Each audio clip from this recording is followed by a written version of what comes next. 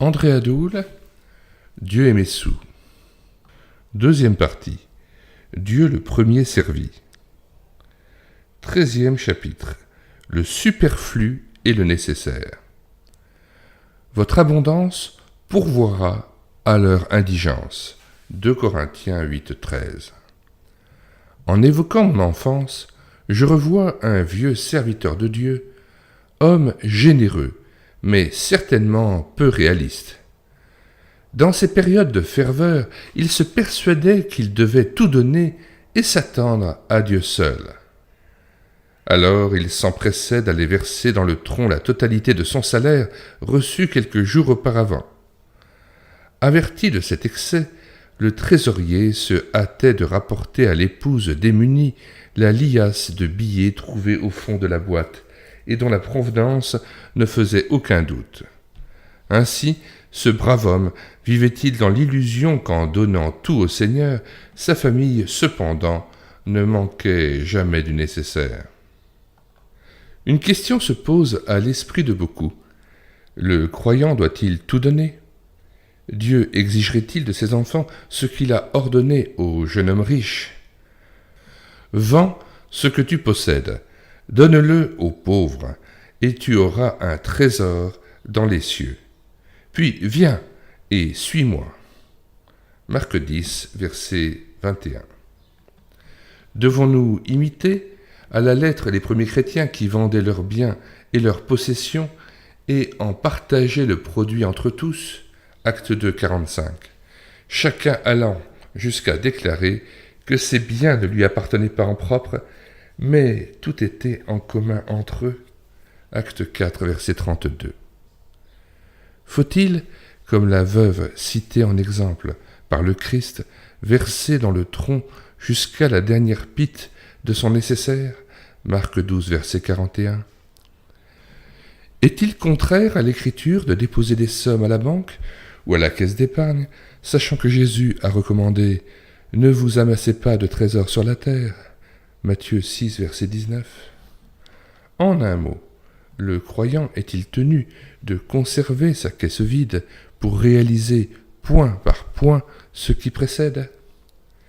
Ne devrait-il pas, et avec bonne conscience, garder au moins une poire pour la soif, entre guillemets, c'est-à-dire amasser un certain pécule pour assurer sa vieillesse ou prévenir d'éventuels coups durs ? Bref, n'y aurait-il pas une limite à la générosité ? Sans doute. Justement à ce sujet, l'apôtre écrivait à ses lecteurs de Corinthe. Il s'agit non de vous exposer à la détresse pour le soulagement des autres, mais de suivre une règle d'égalité. En ce moment, vous êtes dans l'abondance et vous pouvez par conséquent utiliser votre superflu pour venir en aide à ceux qui sont présentement dans le besoin. Et puis, si vous êtes un jour démunis et eux dans l'abondance, ils pourront à leur tour vous secourir. C'est ainsi qu'il y aura égalité conformément à ce que déclare l'Écriture. Celui qui avait beaucoup n'avait rien de trop, et celui qui avait peu ne manquait de rien. Voyez 2 Corinthiens 8, versets 13 à 15. Que nous lisons à partir de verset 12. La bonne volonté, quand elle existe, est agréable en raison de ce qu'elle peut avoir à sa disposition, et non de ce qu'elle n'a pas. Car il s'agit non de vous exposer à la détresse pour soulager les autres, mais de suivre une règle d'égalité. Dans la circonstance présente, votre superflu pourvoira à leurs besoins, afin que leur superflu pourvoie pareillement au vôtre, en sorte qu'il y ait égalité, selon qu'il est écrit. Celui qui avait amassé beaucoup n'avait rien de trop, et celui qui avait ramassé peu n'en manquait pas. Fin de citation et retour au texte. Le superflu. Voilà ce qui doit être déposé à la banque du ciel, entre guillemets. Ou, si vous préférez, ce dont il faut se dessaisir et qu'il convient de donner pour alimenter l'œuvre de Dieu ou venir en aide aux gens dans la peine. en priorité dans la famille ou dans l'Église. L'économe de la parabole, souvent cité, Luc 16, coupable d'avoir vilipendé le bien de son maître, recevait un salaire qu'il pouvait librement et légitimement employer pour ses besoins personnels et ceux des siens. C'est le nécessaire dont chacun disposera avec bonne conscience. Se mettre sur la paille, comme nous l'avons dit, pour obliger les autres à nous sortir d'affaires, serait déraisonnable et le diable ne manquerait pas d'en faire des gorges chaudes. Mais alors, qu'est-ce que le nécessaire ? Paul le définit comme étant ce qui nous habille et nous rassasie dans le temps présent. Si donc nous avons la nourriture et le vêtement, cela nous suffira. 1 Timothée 6, verset 8. Quant au superflu, c'est, selon l'apôtre, tout ce qui reste, ce qui est en plus du nécessaire et qu'il faut se garder de thésauriser. Cette définition peut paraître excessive à l'homme d'aujourd'hui, dont les besoins sont multiples. La vie moderne, à moins qu'on ne vive tel un ermite au fond d'une caverne, a d'autres exigences auxquelles on ne peut guère se dérober. En effet, il incombe à chacun d'assurer la bonne marche de son entreprise ou de son exploitation agricole, de régler sans défaillance le loyer mensuel ou les impôts en fin d'année, de faire face à d'inévitables échéances ou frais, la pension des enfants aux études, les secours versés à des parents âgés, l'appartement à rénover, le fioul à stocker avant l'hiver, des vacances coûteuses. Que de dépenses en perspective. Et pourtant, toutes ces ponctions ne devraient pas empêcher le chef de famille de discerner le superflu qu'il fera servir à l'avancement du règne de Dieu. Isabelle Rivière, la sœur d'Alain Fournier, a écrit un livre excellent, malheureusement épuisé. Son titre, Sur le devoir d'imprévoyance, est suggestif. L'auteur recommande de ne pas amasser les richesses qui passent et surtout de ne pas s'inquiéter du lendemain. Le boulanger ne fait pas des fournées d'un mois ni d'une année. Il sait qu'il cuira de nouveau tranquillement demain matin. N'est-ce pas l'un des thèmes du sermon sur la montagne ? Parlant justement du pain, cet aliment de première nécessité, le Christ conseille à ses auditeurs de prier ainsi le Père.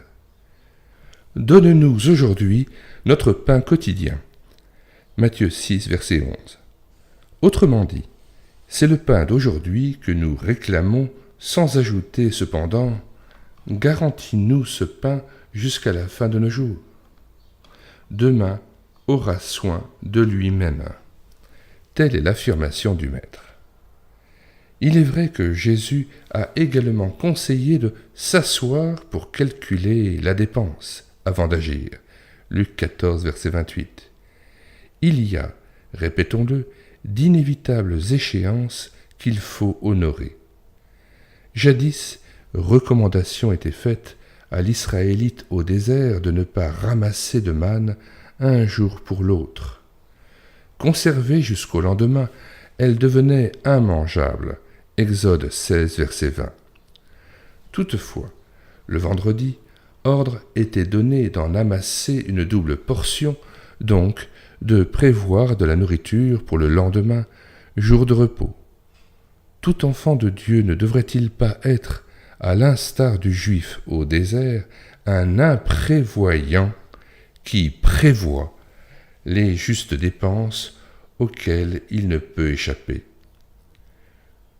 Compte tenu de ces remarques, nous pourrions vous suggérer, mais ce n'est pas une règle, de faire, après réflexion et prière, 4 parts de votre revenu inégal et compte tenu de la situation actuelle. Première part, celle du Seigneur prélevée à l'avance. Deuxième part, la vôtre, destinée aux besoins légitimes de toute la famille, nourrir, loger, vêtir décemment, éduquer les siens, etc., est selon la pensée du Seigneur. Troisième part, elle sera consacrée à la bonne marche de votre entreprise et couvrira vos frais d'ordre professionnel. Cet argent sera également destiné à régler des dépenses à venir.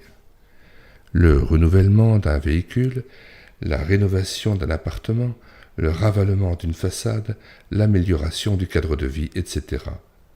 Toutes ces dépenses seront envisagées sans démesure et inspirées par des goûts modestes. Quatrième part.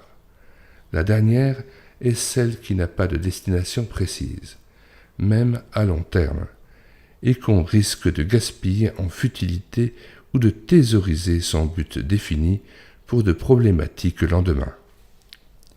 Ces sommes iront dormir leur dernier sommeil au fond d'une cagnotte ou à la caisse d'épargne. C'est de l'argent perdu, enfoui dans la terre entre guillemets, Matthieu 25, verset 25, que la rouille et les vers ne manqueront pas de ronger.